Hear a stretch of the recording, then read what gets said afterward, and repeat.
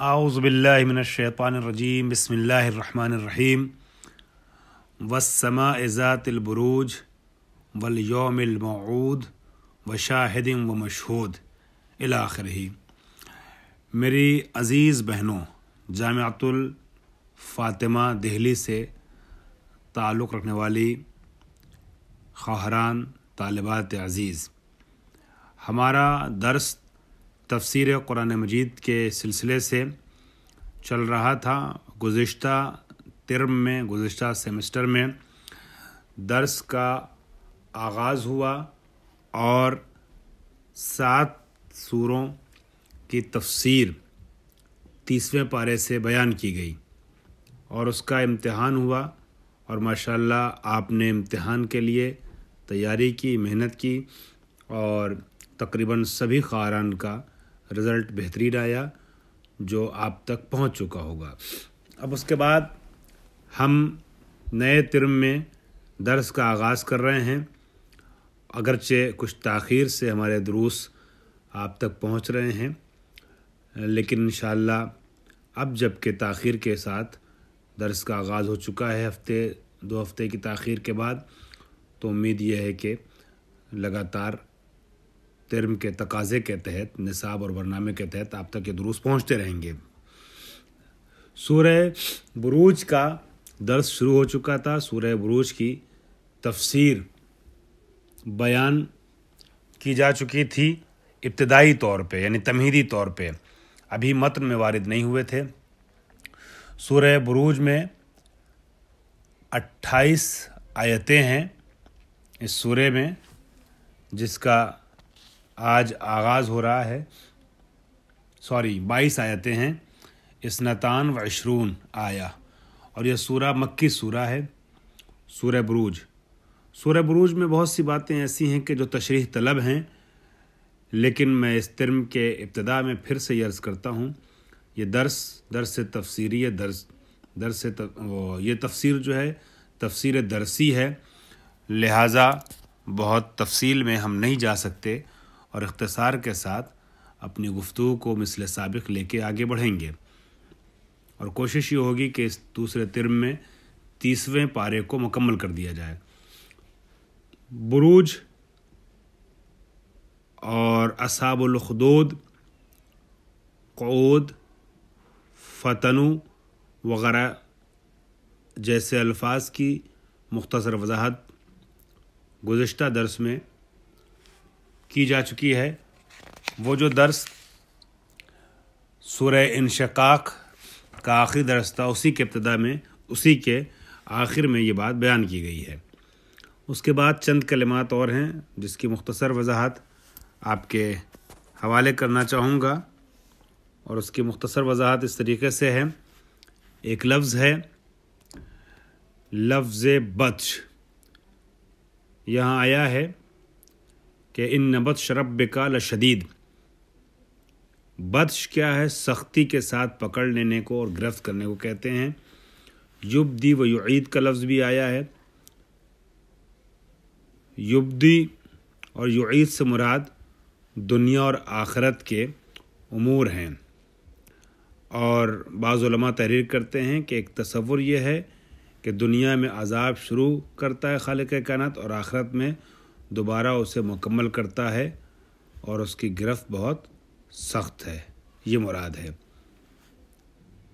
بطش اور یبدی و یعید کو ملا کر کے جب ہم اس کا ترجمہ کرنا چاہیں، یبدی سے مراد یہاں کی ابتدا ہے، یعنی دنیا میں جو عذاب پروردگار عالم دے بندوں کی گستاخیوں اور گناہوں کے نتیجے میں، اور یعید یعنی اس کا اعادہ اور اس کا پلٹایا جانا، یا اس کا آخرت میں پھر سے عذاب میں مبتلا کیا جانا، یہ مراد ہو سکتا ہے۔ ابھی ہم ترجمہ متن سے کریں گے، تفسیر متن سے پڑھیں گے تو بات اور واضح ہوگی۔ اور حدیث الجنود یعنی ان لوگوں کا قصہ جنہوں نے انبیاء کے خلاف لشکر کشی کی تھی۔ جنود جمع ہے، جند کہتے ہیں لشکر کو۔ جنود العقل والجہل آپ نے سنا ہوگا۔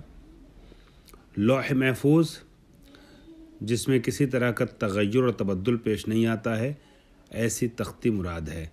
اور کہتے ہیں کہ لوح محفوظ، جیسا کہ جناب ابن عباس سے بعض حضرات نقل کرتے ہیں کہ لوح محفوظ کا جو طول ہے وہ زمین و آسمان کے درمیان کا فاصلہ ہے، اور اس کا عرض جو ہے وہ مشرق سے مغرب تک، اتنی بڑی تختی کو لوح محفوظ کہتے ہیں، جس کا مطلب یہ ہے کہ یہ علم الہی ہے جس میں تمام حقائق محفوظ ہیں، اور قرآن مجید کے سمانے کے لیے اسی قدر طویل و عریض ظرف کی ضرورت ہے کہ اس میں خود ہی تمام کائنات کے حقائق جمع ہو گئے ہیں، چونکہ کہا گیا ہے لا رتب ولا یابس الا فی کتاب مبین۔ اور یہاں پر قرآن کے لیے کہا ہے آخری آیت میں بل ہوا قرآن مجید فی لوح محفوظ۔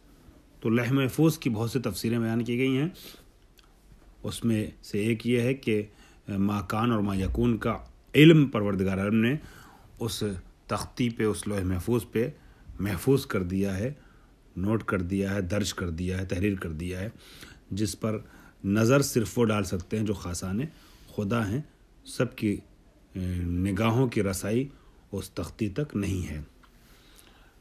اب اس کے بعد آئیے تھوڑا سا کچھ ترجمہ کرتے ہیں اور پھر تفسیر پیش کرنے کی کوشش ہوگی۔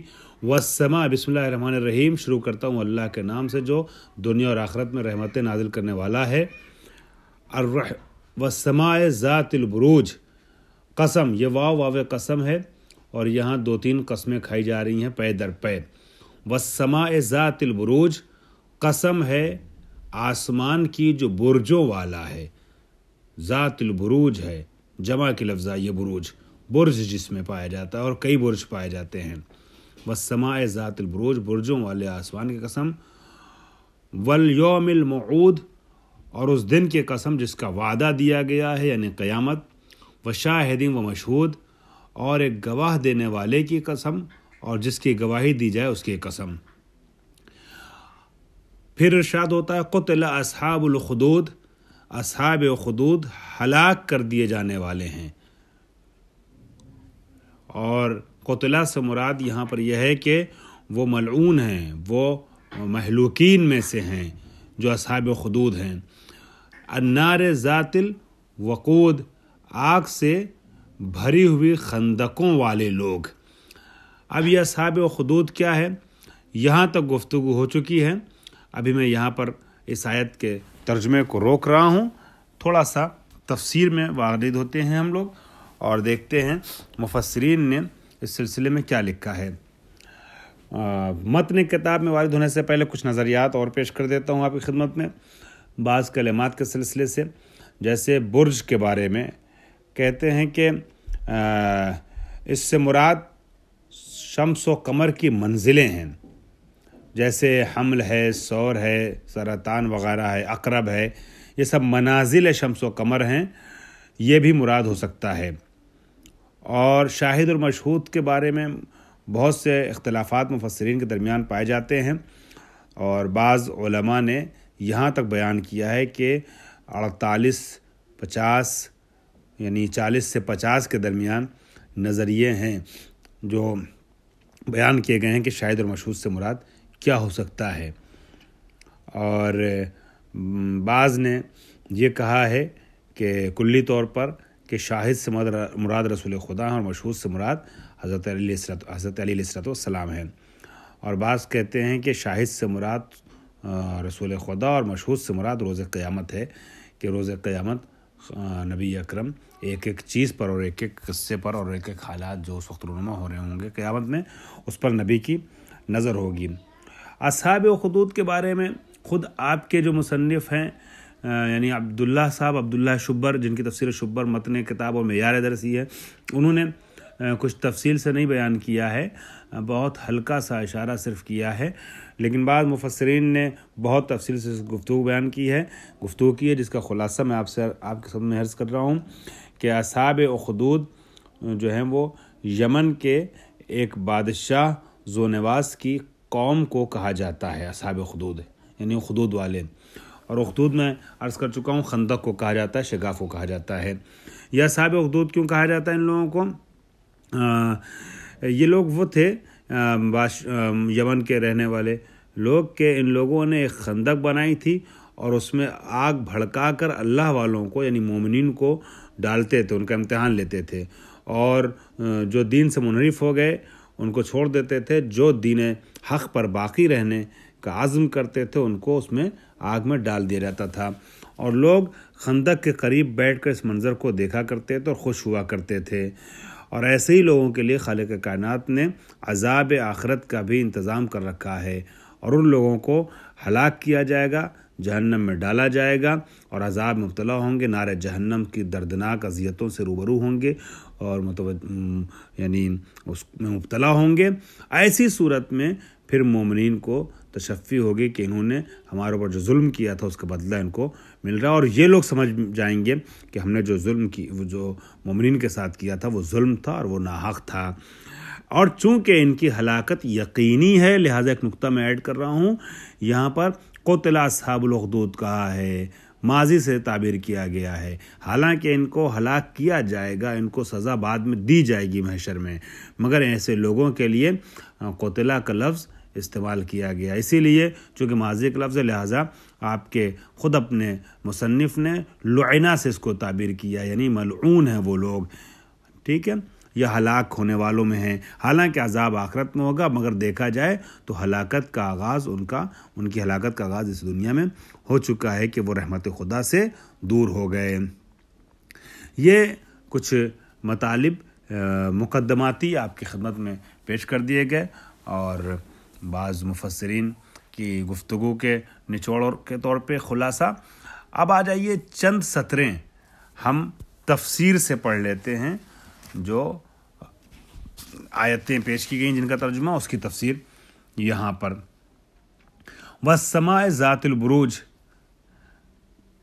بروج کیا ہے؟ ہی الاثنا عشر، یہ 12 بروج ہیں، 12 برج ہیں، منارے ہیں بڑے بڑے، اور جیسے بولتے ہیں نا آپ کے یہاں برج خلیفہ وغیرہ، یہاں بولتے ہیں برج خلیفہ، برج، ستون، منارے، تو ایسے 12 ہیں۔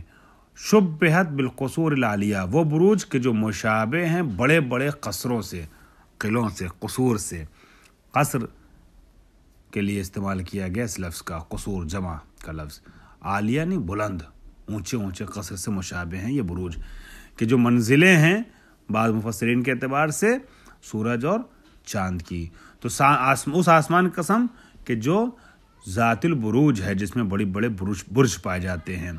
والیوم الموعود، اور قسم ہے روز قیامت کی، اس دن کی جس کا وعدہ دیا گیا، وشاہد و مشہود، اور اس شاہد کی قسم اور اس مشہود کی قسم کہ جس کو اللہ نے مستحق قسم سمجھا ہے۔ اب شاہد اور مشہود کون؟ جس میں بڑے اختلافات پائے جاتے ہیں، بڑے نظریات پائے جاتے ہیں، میں نے بعض نظریات کی طرف اشارہ کیا اور یہ بیان کیا کہ اختلاف پایا جاتا ہے، اور میں نے عرض کیا کہ آپ جو ہے وہ متن درسی، آپ کی اصل کتاب جو ہے وہ تفسیر شبر ہے، لیکن آپ معاون درسی اور کے طور پر، کمک درسی کے طور پر علامہ جوادی کی تفسیر کو، مختصر تفسیر ترجمہ اور مختصر تفسیر جو اس کو بھی لے سکتے ہیں۔ علامہ جوادی نے کہا کہ بہت سے نظریات پیش کیے گئے، جس کی ایک جھلک یہاں آپ دیکھ سکتی ہیں آپ لوگ۔ یوم الجمعہ، شاہد اور مشہود سے مراد کیا ہے؟ روز جمعہ ہے۔ یشہد بما عمل فیہ، اور مشہود کیا ہے؟ وہ چیزیں ہیں کہ جو اس میں انجام دی جائیں، اسے دیکھی جائیں گی۔ تو یوم جمعہ کے جس میں اعمال انجام دیے جائیں گے، اور وہ اعمال جو ہیں وہ قابل مشاہدہ ہوں گے یوم الجمعہ۔ البتہ یہاں میرے خیال سے مشہود سے مراد یوم جمعہ ہے کہ جس میں اعمال انجام دیے جا رہے ہیں وہ قابل مشاہدہ ہوں گے۔ اور یوم عرفہ یا روز عرفہ مراد ہے کہ یشہدہ الحجیج، کہ جس کا مشاہدہ کون ہے؟ شاہد روز جمعہ نہیں ہے، مشہود روز جمعہ اور اس کے اعمال ہیں، یعنی ظرف بول کے مظروف مراد دیا گیا ہے کہ اعمال مشہود ہیں، اعمال روز جمعہ۔ اور دوسرا احتمال جو ہے یوم عرفہ کا ہے، اس کو انشاءاللہ اگلے درس میں بیان کروں گا۔ واخر دعوانا الحمدللہ رب العالمین۔